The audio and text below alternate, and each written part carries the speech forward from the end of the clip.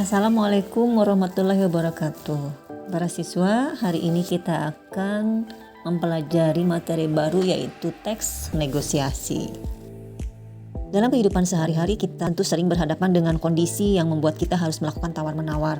Contoh sederhananya ketika kita akan membeli sebuah barang di pasar tradisional. Sebagai pembeli, kita tentu menginginkan barang yang berkualitas dengan harga yang terjangkau. Kita berhak memilih barang yang akan kita beli dan mengajukan penawaran kepada penjual. Sama halnya dengan kita, penjual pun memiliki hak yang sama untuk menyetujui atau menolak penawaran yang kita lakukan. Karena penjual juga ingin mendapatkan keuntungan tertentu. Oleh karena itu, antara penjual dan pembeli akan melakukan tawar-menawar agar tercapai kesepakatan yang sama-sama menguntungkan. Nah, aktivitas tawar-menawar tersebut adalah sebuah aktivitas yang disebut negosiasi, ya. Jadi, definisi dari negosiasi adalah aktivitas tawar-menawar yang dilakukan oleh dua pihak atau lebih untuk mencapai kesepakatan bersama. Nah, karakteristik teks negosiasi yang pertama adalah melibatkan dua pihak atau lebih. Jadi sebuah negosiasi terjadi karena terdapat paling sedikit dua pihak yang memiliki tujuan berbeda sehingga harus dilakukan perundingan demi tercapainya penyelesaian yang saling menguntungkan. Oleh karena itu dalam teks negosiasi minimal harus terdapat dua pihak yang melakukan kegiatan tawar-menawar atau berunding. Contohnya yang tadi ya, yang Ibu sebutkan di awal, contohnya adalah antara penjual dan pembeli. Nah, karakteristik yang kedua adalah menghasilkan kesepakatan yang menguntungkan kedua belah pihak. Ya. Sesuai dengan tujuannya, dalam teks negosiasi terdapat pernyataan yang menunjukkan hasil kesepakatan bersama. Kesepakatan tersebut diperoleh berdasarkan tawar-menawar yang telah dilakukan oleh kedua belah pihak. Kemudian yang ketiga, menjadi sarana menemukan penyelesaian masalah atau mencari jalan tengah.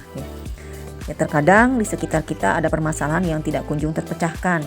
Masalah tersebut menggantung atau bahkan justru memunculkan berbagai permasalahan baru.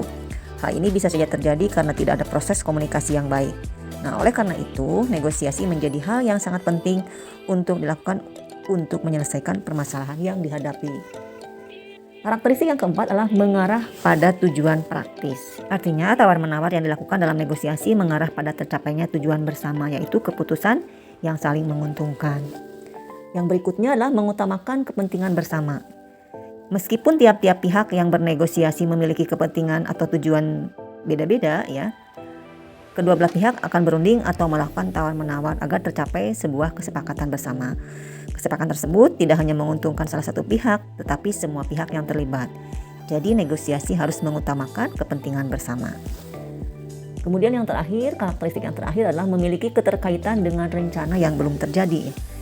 Negosiasi dilakukan untuk mencari cara terbaik atau jalan tengah dalam menyelesaikan sebuah persoalan atau mewujudkan sebuah rencana. Sebelum memutuskan langkah yang akan diambil, terlebih dulu dilakukan negosiasi. Dengan kata lain, negosiasi merupakan sebuah proses yang harus dilalui sebelum merealisasikan sebuah rencana. Kemudian bentuk penyajian teks negosiasi itu terdiri dari bentuk penyajian teks dalam bentuk dialog dan yang kedua dalam bentuk cerita pendek. Teks negosiasi bentuk dialog menggunakan kalimat langsung, sedangkan teks negosiasi bentuk cerita pendek merupakan perpaduan antara narasi dan dialog. Sekarang struktur teks negosiasi ya. Struktur teks negosiasi itu terdiri dari pertama orientasi. Nah, bagian ini merupakan bagian pembuka negosiasi, biasanya berupa salam, sapaan, atau pernyataan untuk mengawali pembicaraan. Struktur yang kedua adalah pengajuan ya. Dalam pengajuan, bagian ini berisi penyampaian tujuan negosiasi, yaitu keinginan atau harapan yang diajukan untuk disetujui. Yang ketiga, struktur yang ketiga adalah penawaran. Bagian penawaran merupakan inti dari kegiatan negosiasi, yaitu proses tawar-menawar di antara kedua belah pihak. Tiap-tiap pihak akan menyampaikan keinginannya disertai argumen yang logis. Struktur yang keempat adalah persetujuan. Bagian ini merupakan persetujuan atau berisi kesepakatan yang telah dicapai oleh kedua belah pihak. Dan terakhir, struktur yang terakhir adalah penutup. Bagian penutup merupakan akhir dari proses negosiasi, biasanya berupa ucapan terima kasih dan salam. Ya.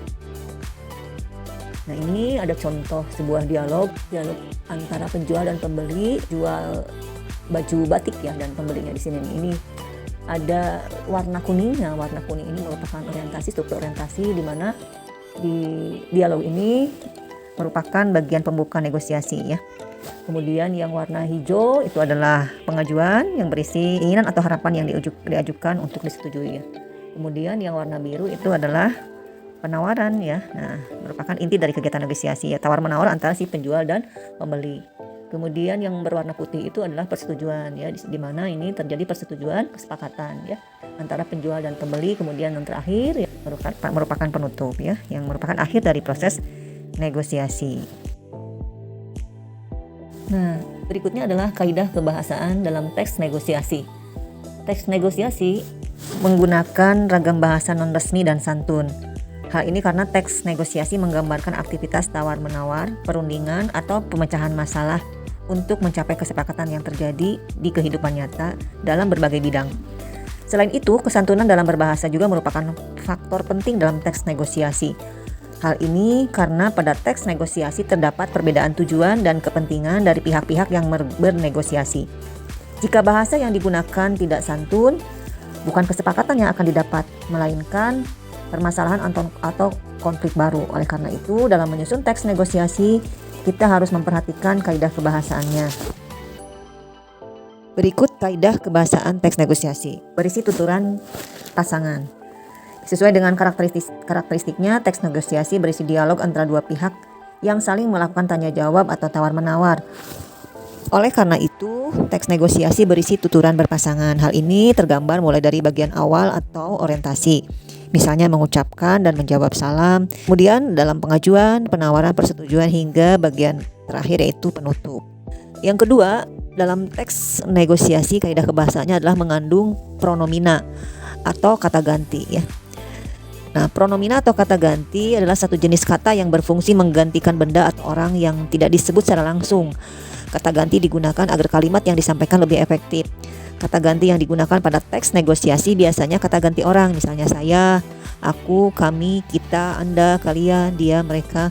Dan kata ganti penunjuk, misalnya ini, itu, begini, begitu, di sini, di situ ya. Contohnya misalnya, kalau ini dari harga 275.000 saya beri potongan Rp25.000. Atau misalnya, permisi Mas Asep, saya mau ambil kerupuk pesanan Bapak. Nah, kemudian kaidah kebahasaan yang ketiga adalah menggunakan kalimat langsung ya. Kalimat langsung adalah kalimat yang diucapkan penutur secara langsung dalam dialog. Biasanya ditandai dengan penggunaan tanda petik. Contohnya, serius banget nontonnya ya. Aku memulai percakapan. Ayah, boleh nggak besok aku pinjam mobil ayah? Nah, itu ya. Kemudian yang keempat, menggunakan kalimat deklaratif. Kalimat deklaratif merupakan kalimat yang berisi pernyataan. Contoh, tujuan PKL adalah belajar dan berlatih. Contoh yang lainnya, surat sudah saya terima dan saya pelajari. Kemudian yang kelima, menggunakan kalimat interrogatif atau kalimat tanya ya. Yang kalimat tanya itu kalimat yang bertujuan menanyakan sesuatu kepada lawan bicara. Contohnya, maaf Bu Katrina, bolehkah kami tahu alasannya? Nah, ya. Kemudian yang terakhir adalah menggunakan kalimat persuasif. Kalimat persuasif adalah kalimat yang bertujuan memengaruhi atau membujuk dengan cara halus. Contoh, perusahaan kami hanya menawarkan produk berkualitas dengan harga bersaing. Contoh kalimat kedua, kami memberikan jaminan uang kembali jika barang ini palsu. Nah, setelah kalian memahami tentang karakteristik dari teks negosiasi, kemudian strukturnya, dan terakhir tadi kaidah kebahasaannya, nah sekarang kalian diharapkan bisa menyusun atau menulis sebuah teks negosiasi. Nah, langkah-langkah menulis teks negosiasi yang pertama adalah menentukan tema atau topik dari teks negosiasi. Yang kedua, menentukan pihak yang terlibat dalam negosiasi. Kemudian yang ketiga, menentukan perbedaan kepentingan kedua belah pihak. Lalu menentukan kesepakatan yang dicapai. Berikutnya menyusun kerangka teks negosiasi, kemudian mengembangkan kerangka menjadi teks negosiasi utuh, dan terakhir melakukan penyuntingan. Nah, setelah kalian memahami tentang langkah-langkah menulis teks negosiasi, Ibu harap kalian bisa mulai mempraktikkan menulis sebuah teks negosiasi dan nanti dikumpulkan di pertemuan berikutnya. Nah, sekian paparan materi tentang teks negosiasi. Mudah-mudahan kalian dapat memahaminya ya. Terima kasih, sampai bertemu kembali di pertemuan berikutnya dan jangan lupa tugasnya dikerjakan. Billahi taufiq wal hidayah. Wassalamualaikum warahmatullahi wabarakatuh.